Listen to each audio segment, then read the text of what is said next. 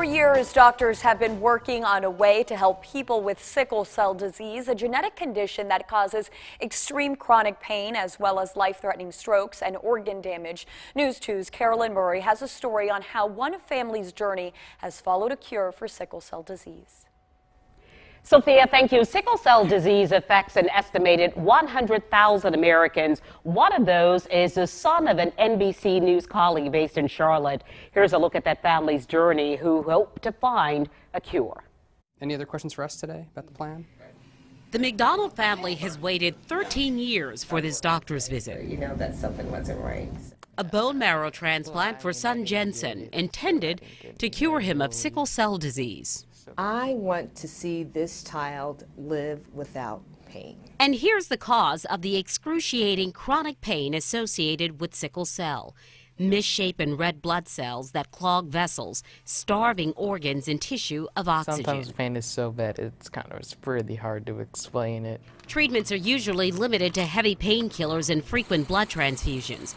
Ideally, a bone marrow transplant would replace a patient's blood and immune systems, but finding an exact donor match to cut the risk of life-threatening rejection is often impossible. The problem is that you only have a 1 in 4 chance of finding a sibling that's a match. Maybe you don't have any siblings, then you have no matches. Doctors at Johns Hopkins Hospital have spent decades perfecting a technique using donors who are only partial or half matches. The ability to use a half-match family donor means that for virtually every situation we encounter, we can find some suitable donor.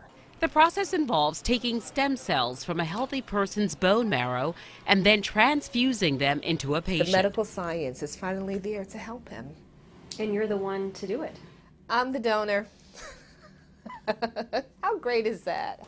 It was Jensen's mother, Dagny, who turned out to be the closest match. Two surgeons worked in tandem, painstakingly harvesting bone marrow from Dagny's hips.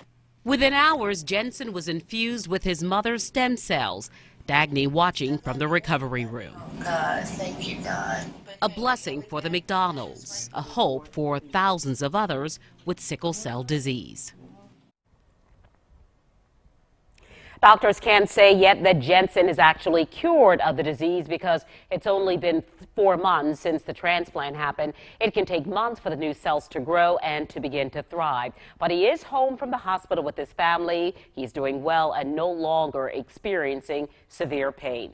For more information on transplants, you can go to hematology.com.